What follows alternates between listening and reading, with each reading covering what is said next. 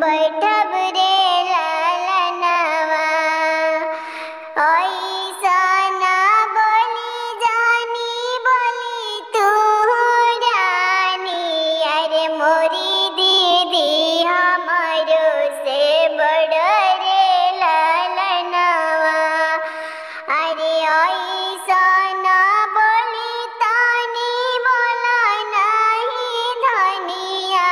अरे मोरी दीदी बैठे बीच मोड़